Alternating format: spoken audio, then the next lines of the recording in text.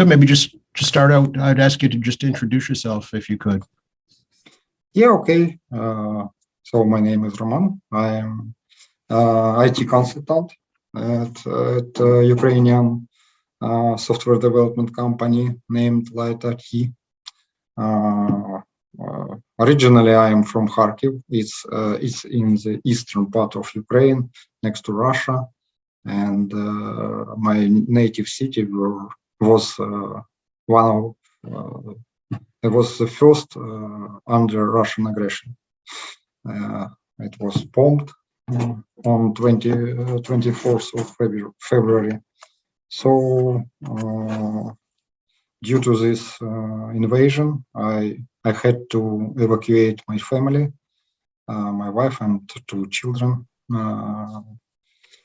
Right now I am safe and my family is also safe.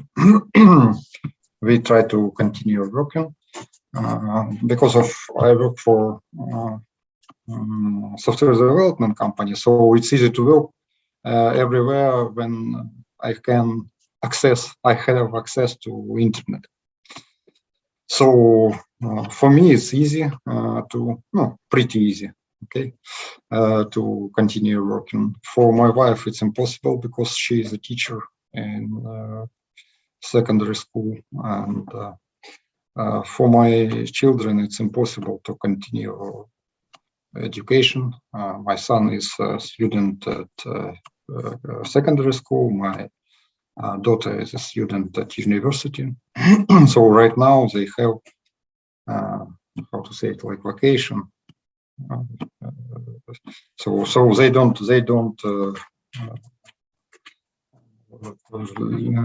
learn right now. Just read books and so on. If you could, Roman, kind of explain the mood or the atmosphere where you are, and in relation to what's going on right now. The mood. It's I don't know what do you watch on TV, what news, what kind of news you receive, you read, but our position is Ukraine is sovereign country. We don't need any Russian, how they say like they went here to save us from someone or something. We don't need any such kind of assistance. We are a free country. We have a strong democracy. We voted for our president. For me, for instance, I didn't vote. Sorry, I do apologize for my English, and I'm a little bit nervous. Oh, you do just perfectly, yeah. Yeah, I didn't vote for Mr. Volodymyr Zelensky as a president. My candidate was another person, but right now we are united. We do believe in our government. We do believe in our armed forces. We do believe in our president, and all Ukrainian people. Right now we are united. We have one enemy. It's Russia. So we do not give up. All over our country, we have some kind of like territorial or area defense. It's like people unite and they build some fortification to stop Russian troops and so on. So the mood is, if to say it shortly, we are warriors. We are strong. But still, of course, Russian armed forces at least 5 times or maybe 10 times bigger than ours. So we do need support. We do need assistance from our West partners, for our Western friends. and so on. And lots of our people have to go abroad, like refugees or maybe temporary refugees. So some, as for my native city, Kharkiv, it's almost ruined. It's like one whole ruin. So people do not have a place to live. They do not job. They do not even. Sometimes it's big problems with food, with water, with electricity, with gas, and so on. So, by the way, we don't give up. I don't know anyone in Ukraine who is like glad to see Russian how to say it Russian soldiers. Yeah. When the invasion occurred, Roman, were you surprised? Was this something that you expected to happen at some point in your life? We did not believe actually. We actually the war started 8 years ago between Ukraine and Russia, between Russia and Ukraine. But it was like a local war in two regions of Ukraine. They invaded to two regions, and so before it, before 24th of February, it was like local war, and all of us we knew about Russian troops around Ukraine, about military, how they say, it was like military training and so on. So we were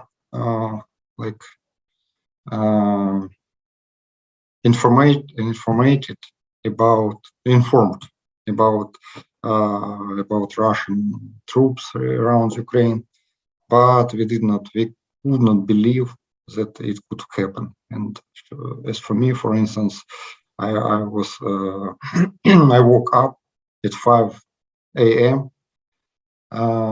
Because it was like strange sound. It like how to say it when rain and lightning, how to say it in English. Stormy. Yeah. And my mother-in-law, she lives on the north part of Ukraine, of Kharkiv. So it's the closest part to Russia border, and her house was bombed firstly, and so yeah, we did not believe, but it was like, what should we do, and what should we do, and so. But to be honest, there was not panic. Yeah, there was situation when we didn't know what to do, but it wasn't panic. Luckily, just people, because, as I said before, 8 years of war, and we were ready for some issues, but not for so big. So right. Yeah, we have heard reports of civilians like your mother-in-law being targeted. So those are true. Mm-hmm. What do you mean? I'm sorry. We have heard reports here of civilians being targeted by the Russian army, and that is true. Yeah. As I said, first rockets and first bomb, just civilian building were hit.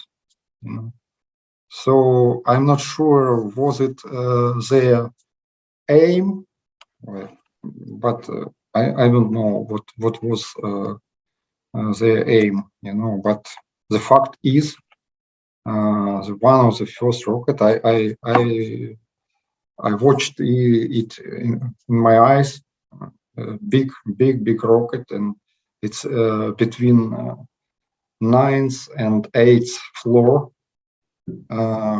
Luckily, it did not explode. Am I correct? I'm sorry for my bad English. So luckily, it did not explode. So we could observe this rocket. Big rocket. It's like I'm not sure, maybe 2 meters long. So we were, we did not expect it. I don't know how it's possible to expect in the 21st century, how to expect in the center of Europe,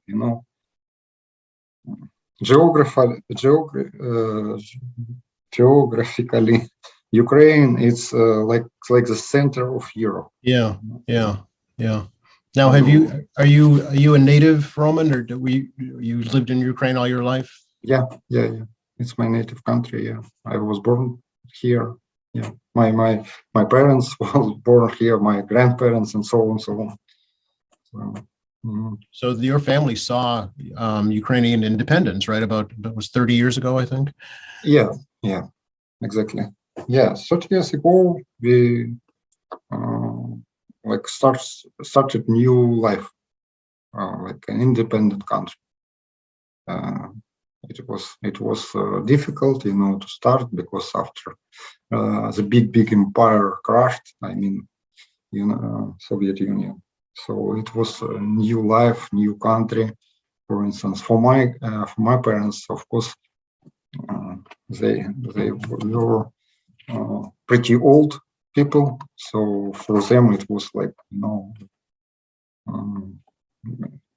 start life from base ground. Yes. Yeah. So, but during these 30 years, we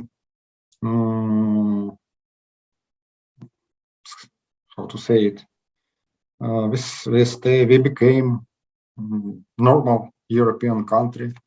For instance, we have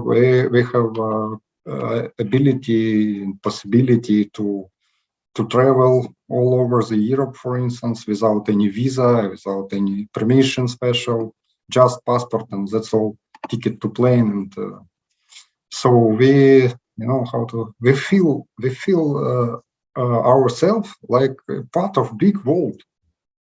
I was born in Soviet Union, and I remember about iron, iron shelter, not shelter. Curtain, yeah, yes, thank you. I remember that time when it was impossible to go abroad. It was like, and we were said on Russian Soviet TV that, wow, Western people, they are unnormal, and so on, so on. But after that, we opened the world. And my children, they are free people. They have possibility to study at any university they could choose. First of all, and I really proud of it, because in so short term, I think 30 years, historically, it's pretty short term. Yeah. Yes. We became strong country, and we are proud of our country, and we feel ourselves like free people. We can vote like we want. We can say what we want. We can make like meetings, demonstrations, and so on. And no, it's no any restriction. Like free country. Not like in Russia. I have ex-friends, because they are not friends right now in Russia. They just they can't say what they think. They just, because they could be arrested, for instance, for their words. So for us, for Ukrainian people, it's like another world. We are different. What do you think are some of the misconceptions that people may have of Ukraine that are not true? If to say if to say people abroad, due to I'm pretty active via LinkedIn, via Facebook, Twitter, and so on. So I have lots of like pen friends, or how to say it, like people I never meet them live, but we just friends on Facebook or LinkedIn and so on. And all of them, they ask me about Ukraine, and I of course I answer. I say about my country and so on. And I mean, I have friends from Nigeria, from Poland, from all over the world, Canada, United States, Germany, and so on, and small and big countries. And all of them support me, support us, and even some countries that I have no idea where is it. Like I think some your citizen have no idea where is it Ukraine, because I understand it's because it's thousands and thousands of miles from your country. And I received lots of words of support in the first day. I received not only words, but it was proposal to help to evacuate my family, for instance, to give me like home or apartment or so on. So lots of people from Europe, because of I know them via social media, so they offered me their support. Yeah. What would you say people can do to best help Ukraine right now? People best right. It depends on location, first of all. Right. If you say about our neighbors like Poland, like Armenia, like Hungary, like Slovakia, they not only may or can do, they really do. They meet our civilian citizens, our civilian people. They help them, they assist, support, and so on. If we say about people of country like yours, so it's far away from Ukraine. It's impossible to get. I know lots of people who donate money to Red Cross organization, Ukrainian. We have special fund for support Ukrainian army. I can share you links to these funds. Seeing what people can do, and many people really do it. It's to show their position, to participate meetings, demonstrations, and I know about from my friend in Canada. Every day they participate big demonstration near Russian embassy, and they demonstrate their opposition. They support Ukraine, and it's the second thing. And the third thing is to how to say it, to support some petition to local governments. I mean, if we say about United States, it's a petition to United States governments or European country, or petition to NATO, North Atlantic Bloc, about we do need to protect our sky, because Russian air forces they every day they are bombing our cities, civilian objects. I can share you pictures from my native city every day, and they do it at night. Every night they are bombing civilian objects, and people, can't sleep. They have to find some shelters and so on. So, like resume, I think three things: donate, demonstrate position, and third, support petition, or how to say it in English, when someone when some group of people ask their governments to do some actions. Yeah, petition. You got it right. Yeah, petition. Yeah. Okay, thank you.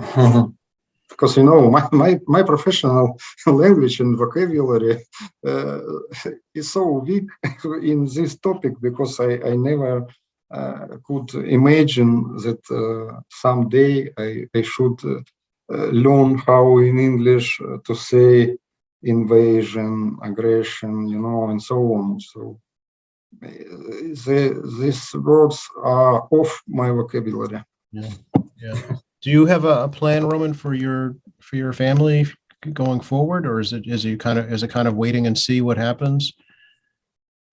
It's not just wait. We are not just waiting. We do what we can on our location. Yeah. We support local, how to say it, not government, but local authority. Yeah. To first of all, to meet new people from another region of Ukraine, to find them apartment or room and so on. The second one, we have a local, how to say it, like territorial defense. It's not military regiment or so on. It's just people united to protect their not cities, like country, or Towns, village or towns or so on. So we participate in this activity, and we help to build some shelters. We help to build like block post. We call it block post. Checkpoint, on the road to slow down moving of. So we are not just waiting. We are acting, and luckily I can even work. So because we have our company, at our company we have customers from all over the world, and they do support us, but so we can't how to say, do something wrong because they believe. Yeah. So we do our best to make our job. So actually, I don't have like proper plan, because it depends on situation. Yeah, you hope to get back to Kharkiv at some point, I'm assuming, right? Yeah, my the biggest plan is to protect my family, first of all, to help to protect my country. Maybe not country because I don't have even a weapon, but the village when I live right now. But I think it's like small steps, everyone protect their village, their home, their house, and we are all together protecting our country. Yeah, I think so. I really appreciate the opportunity to talk to you, and I want to thank you for sharing your experiences and your story. I think it helps folks here, to hear firsthand knowledge of what's going on, and they can kind of put themselves in your position, being in a free country here in the United States, and imagine what that would be like if something were happening like that here. Yes, thank you very much for your invitation, because, firstly, when I read your proposal to make an interview, I thought I'm not the right person to be interviewed, and I don't know what to say. I even don't have right words in my vocabulary. But after our conversation, I feel like I did something that can help my country. Why not? If some people, I think in our nowadays, the most important weapon is information. And the most important things people should receive right information, not propaganda, not some, cartoons or comics or like something. By the way, I'd like to add, Ukrainian people are strong and they have very, very big sense of humor. And nowadays we have so many funny stories about our people, like, I don't know, maybe you read it about some grand lady who hit with jar, hit drone. Russian drone, it's like a meme today nowadays. Or lots of stories when farmers, how to say it, they get Russian tanks. Oh, I with saw their that video of the tractors it's corralling true. the tanks. Yes, yes. Yeah, it's really true because it's lots of stories, similar story. They stole tank, they stole some machine, so Yes. on. Yeah, and we do not propaganda. We do not we do not need propaganda. We need such examples of just civilian people who don't give up, who act and act very, Yes. in- That's why I think you're the perfect person, Roman, to talk to. Thank you very much. Thank Absolutely. you very much. I wanted to ask, is religion a part of your family? No, I'm not religious. Okay. But I'm tolerant to any religion. Mhm. Yeah.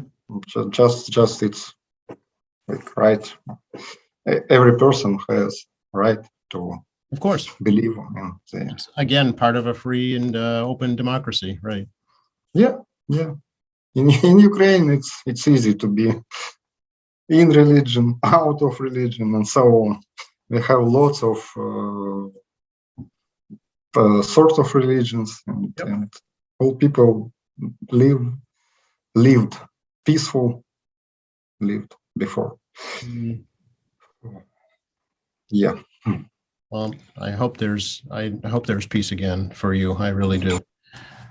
Thank you very much. We do hope that this it's like a hell, it's like a hell, and I can't watch news from my native city without crying. Yeah, but we are strong, and we will win.